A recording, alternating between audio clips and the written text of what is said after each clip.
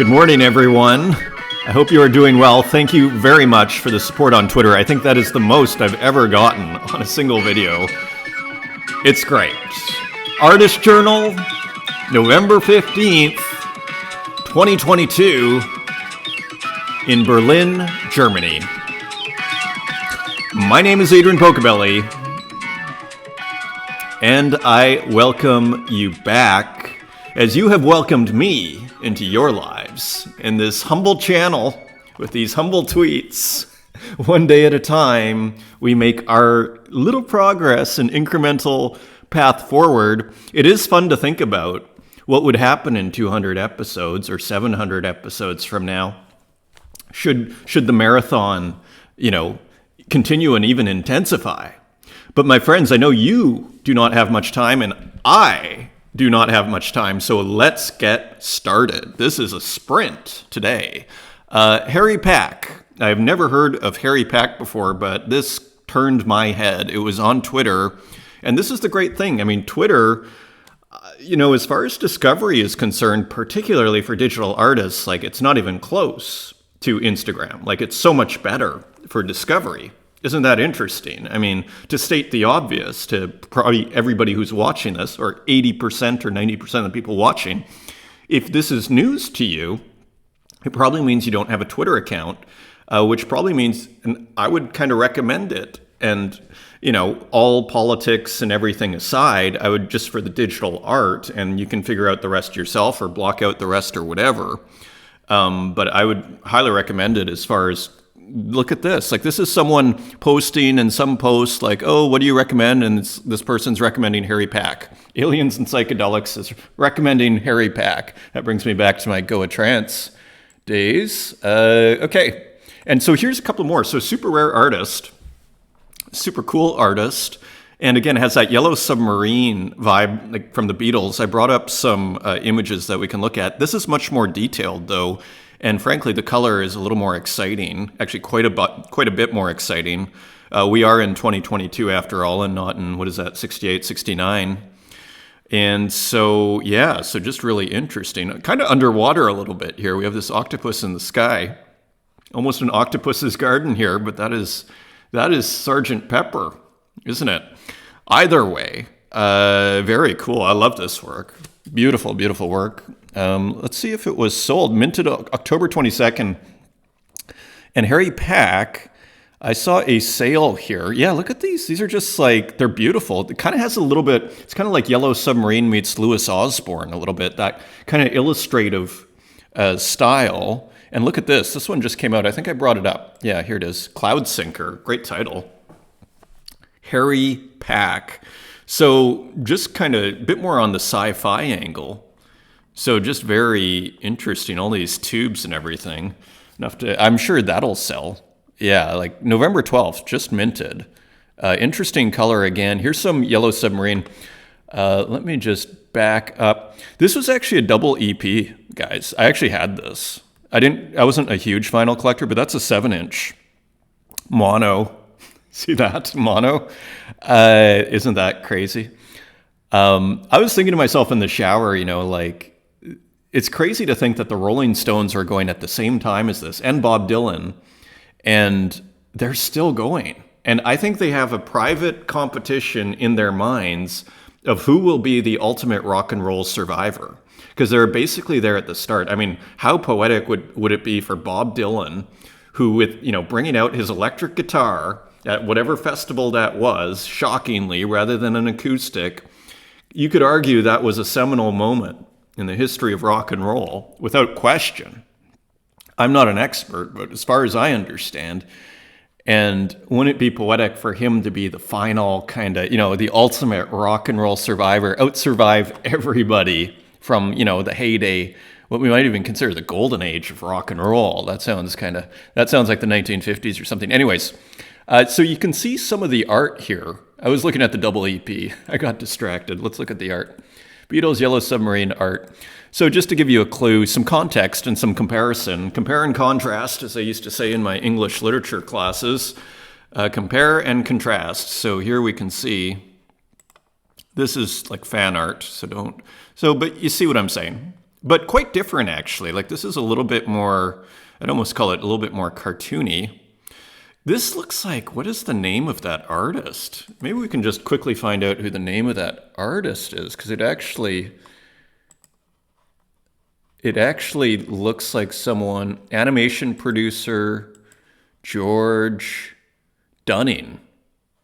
Interesting. It reminds me of someone who's a very famous psychedelic 1960s artist. I want to call him Peter someone. Maybe someone knows the name.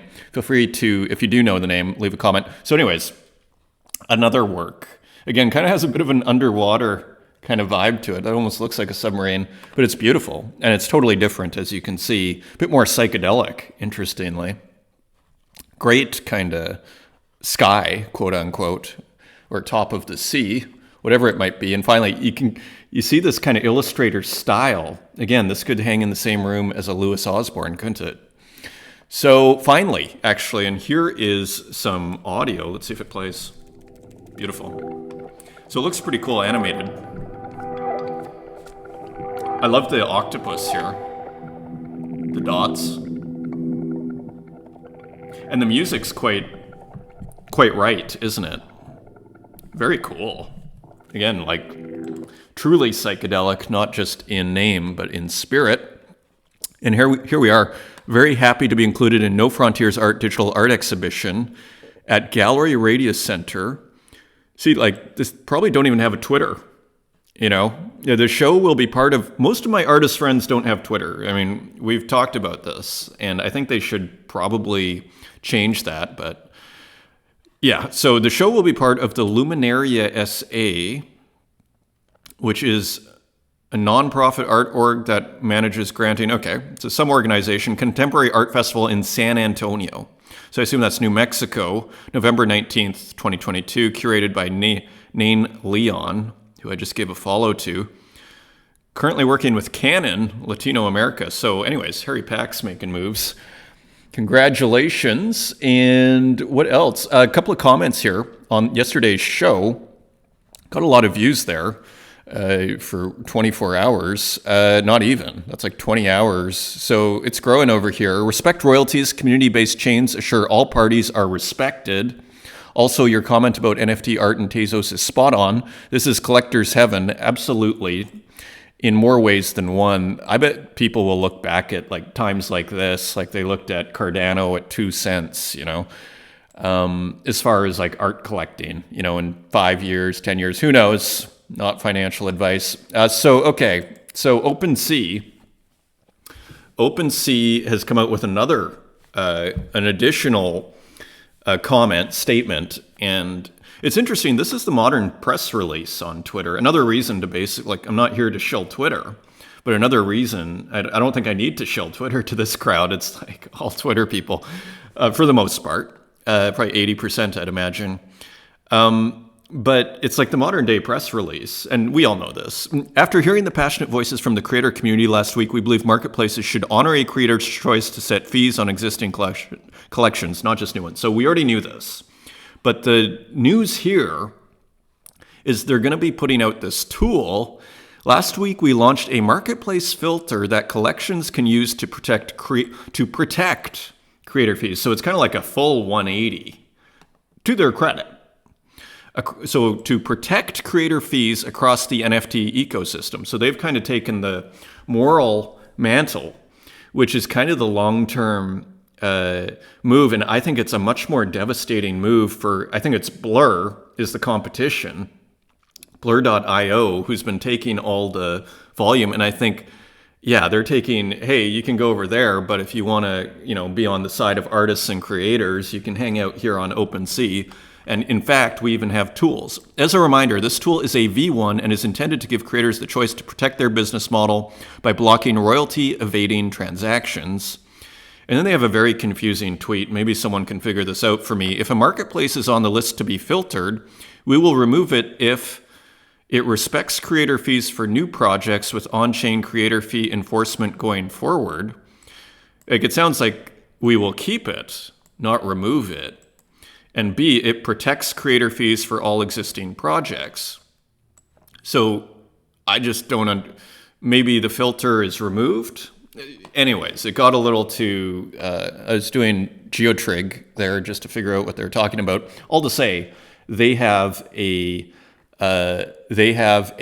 filter or a tool that they're working on to protect royalties. So I'd say it's a pretty smart move. A quick update on the Arthropo. I almost want to call it a festival, but minting week here. While our website updates, we have 4 passes remaining and 4 editions of the Backyard Smackdown by GloomTube. So again, I consult with these guys every so often.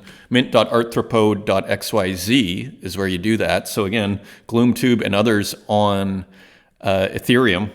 So very cool.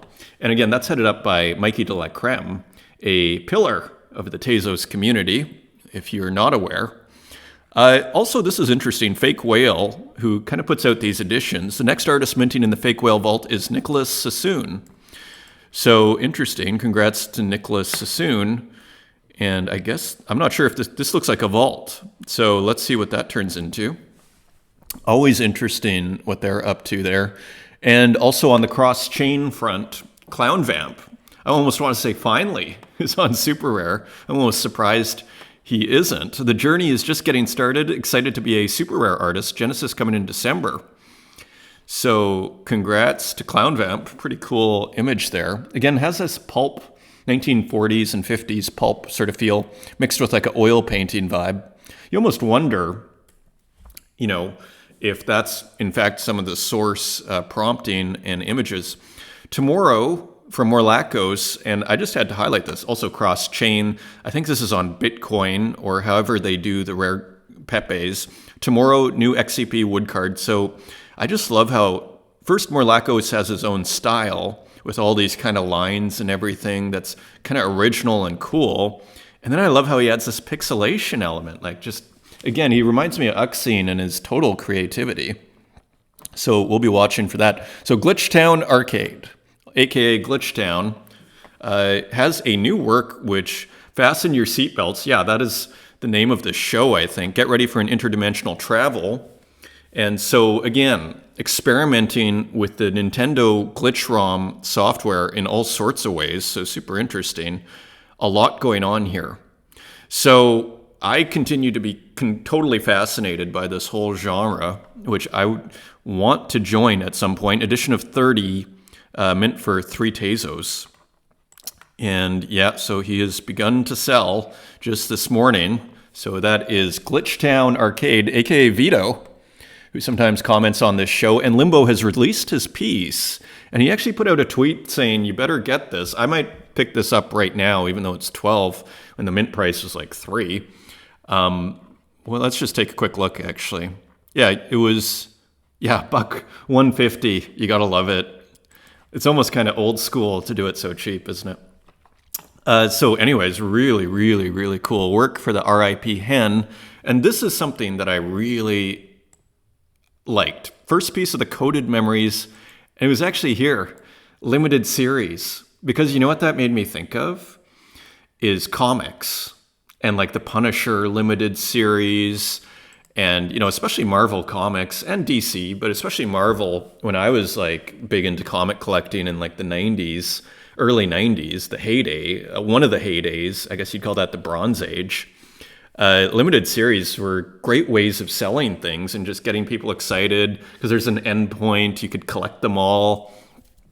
And it made me realize that, it made me think that NFTs are almost like this comic culture, like the cover meets trading card culture, meets almost vinyl culture, like vinyl 12-inch, like we're seeing with Yellow Submarine there.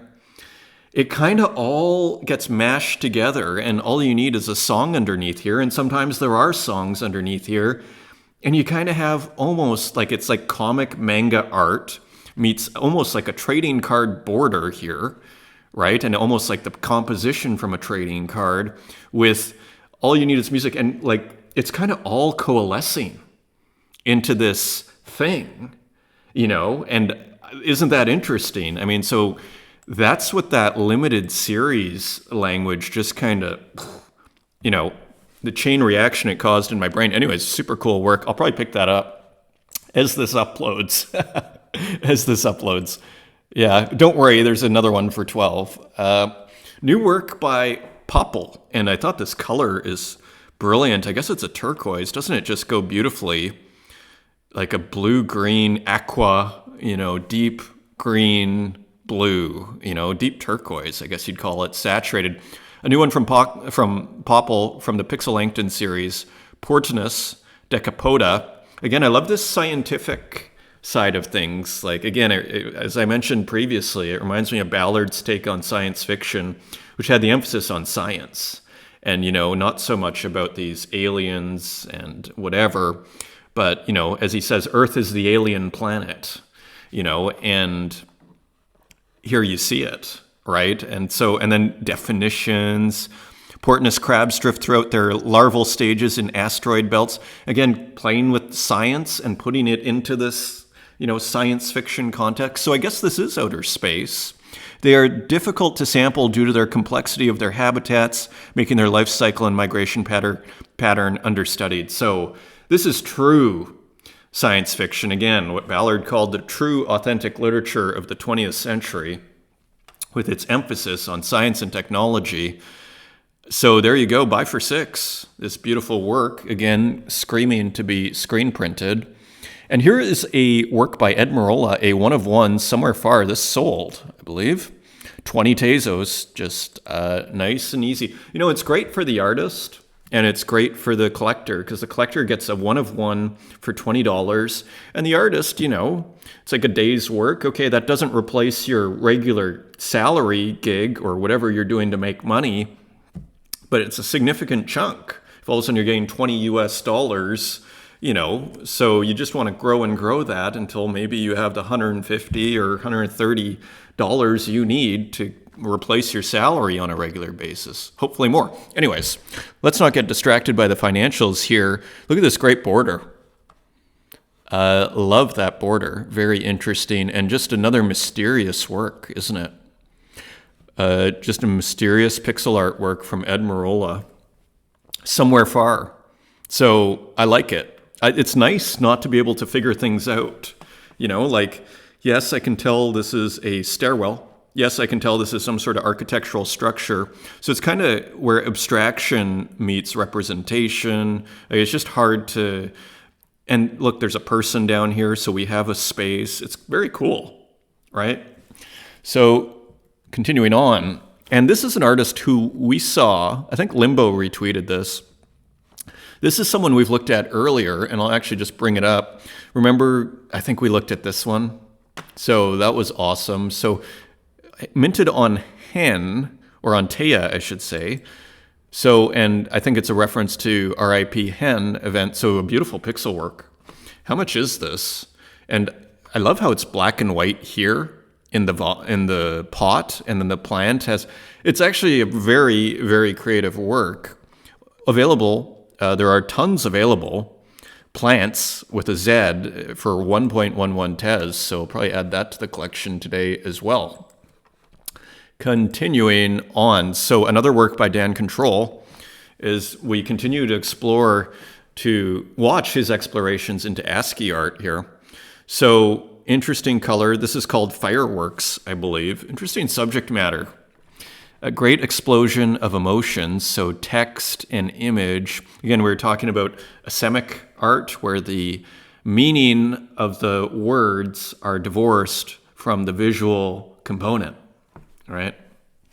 And we kind of see that here, drawing with letters, drawing with text art, or with text characters, digital text characters. Continuing on, a few works by Max Drecker that he released here. Interesting kind of new color, green and orange, of course, complementary on the color wheel. And again, kind of playing with that op art side of things, and almost a touch of Escher here in his very kind of consistent style. Buy for a Tezos, so very cheap. And also here, there's a one of one. And I don't think we looked at this one yesterday. Maybe we did. This went for 60. And then there was another one, and this is available for 60, a one of one. So, yeah, so a few works by Max Drecker here. I wonder how many he sold, just out of curiosity here. Yeah, so he sold 74. So in a sense, as far as making money, this one Tezos was the better, made more money than the one of ones. So that's kind of interesting in and of itself, isn't it? A new work by Louis Osborne. You'd probably have to go to his Twitter to find out how it works. It's probably a lottery because I see a lot of people betting next to nothing or offering next to nothing. Add some color. And so there you go. His classic kind of happy face, sad face people bouncing down. So very cool. Animated illustration. And these were kind of interesting. Again, I'm enjoying just this experimentation with abstraction here. So Tu Familia Favorita. So this is rustic digital art. It looks like Lisa Simpson and Marge and Maggie and Homer. So very interesting. And the color. So kind of a minimal abstraction. I kind of feel like there's something here. Marge's hair. There's another one that he did, Pepe.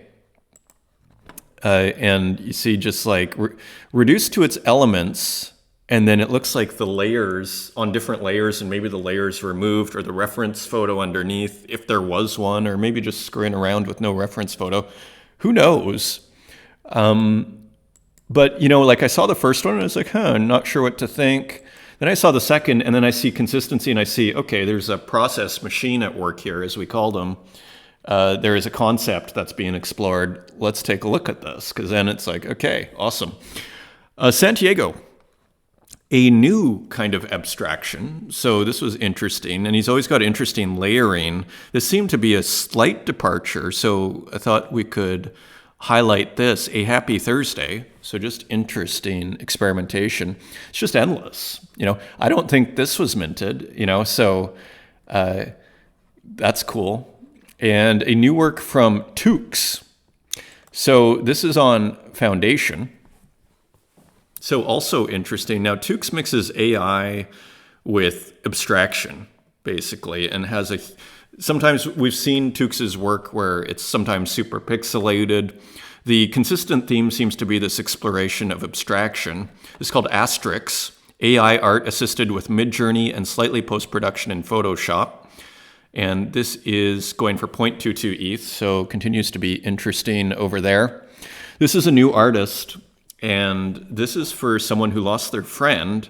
And I thought the art was quite interesting. This is a digital painter, Evelyn O. She's multi-chain. She's on a few chains. So this is digital painting. So interesting kind of work here. And this was transferred to somebody, so maybe a friend or something, who knows, collector. This was another one by Evelyn O, and it kind of had Peter Doig vibes. So I brought up some Peter Doig for us. Digital Painting 2022, also dedicated to a friend. And so quite nice, isn't it? Quite nice. And yeah, also transferred. And so here's some Peter Doig. So some of you may not have heard of Peter Doig. A lot of you probably have. Contemporary artist and quite influential. I have friends who just love Peter Doig. You can even see the influence. These big washes here, and it might be a little small. This is a famous one. This rainbow bridge. This is more the color I remember it, or maybe even this one. I guess there's different versions.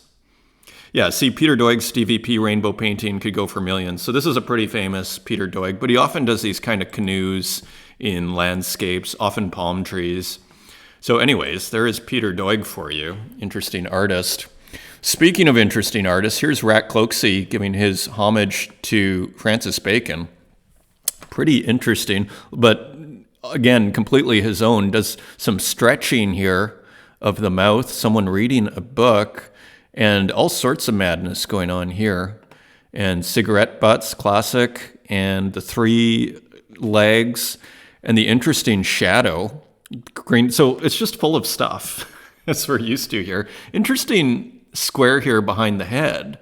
It's tempting to think of this as a self-portrait, nice splashes and everything. This one also really caught my eye, this guy, and it looks like there's a door opening here. So it's almost like growing off of the Francis Bacon tropes. And this is also super interesting, just how this is treated with what looks like just brush strokes right over the head. This is super interesting as well. So anyways, nice colors too. So Rat Cloaksy, Yeah, and there were a ton of retweets on this. Yeah, we're 173 likes, 28 retweets. Anyway, very cool. Board Me Social Club, happy ending. And that's all, folks. So the darkness continues with Board Me Social Club in a very interesting way. It looks like he's introducing some pixels edges into things here. So just kind of mysterious, pretty cool work. Available for only $8.50. Edition of 10. He's got his collectors, or she, Board Me Social Club.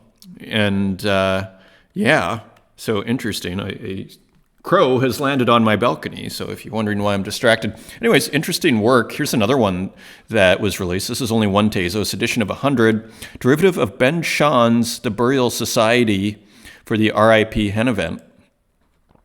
So interesting. Just kind of mysterious digital painting here. These ghosts and everything. Tezos chain. This is an interesting compositional element, just putting this, what looks like the flagpole or something, this black flagpole across the whole image, separating these guys from these guys. A lot going on here. It has very nice compositions, Board Me Social Club. And continuing on, just thought I'd follow up with Minta's hater. And so kind of like a die with the most likes, but in her own way completely. I understand fan service, but aren't you releasing more original pieces? So there's the hater with free time who's just trolling Minta, and Minta is trolling back. And obviously there's no way you could understand conceptual art without digging. Visual or beauty art is just easy.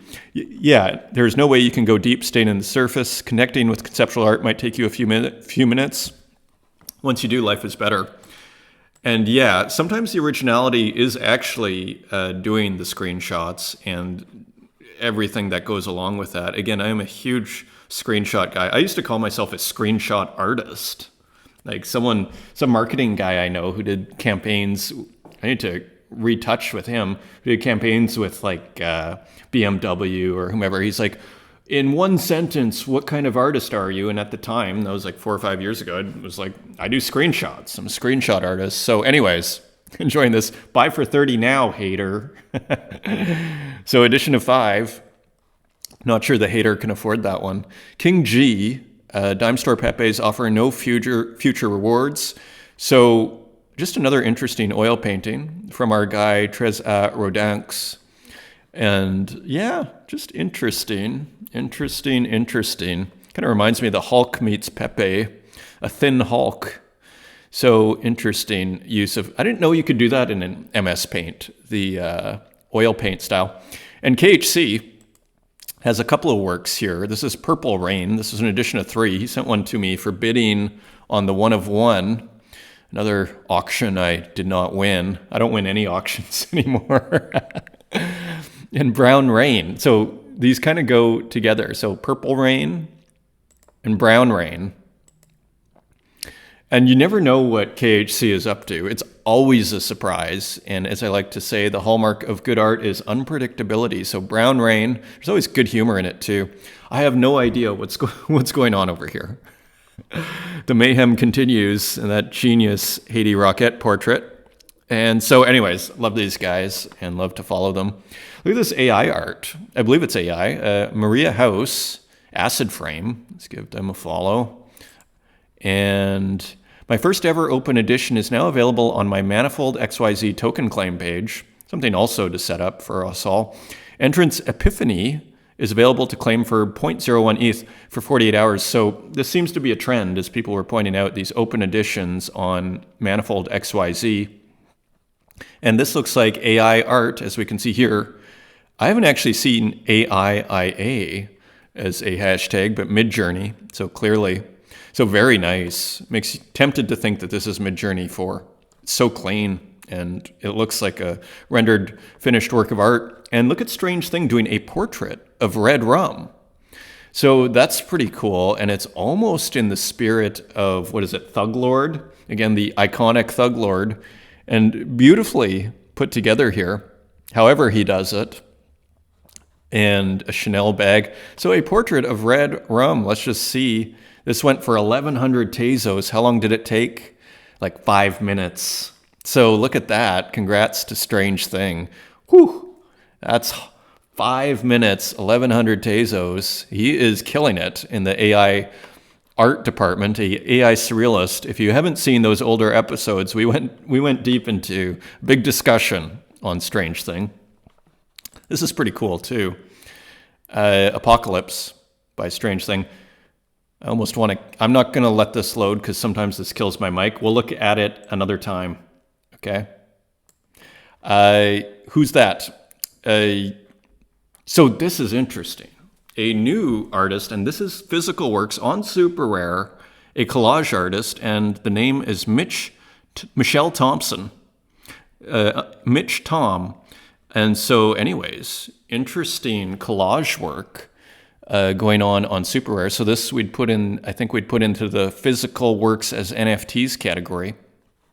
That's pretty cool. So just very interesting collage artists.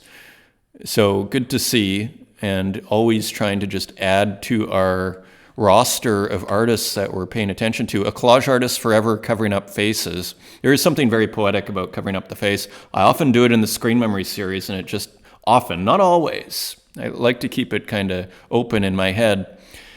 So anyways, it just kind of, it almost neutralizes an image to cover the face somewhat, because that's how powerful face is, right?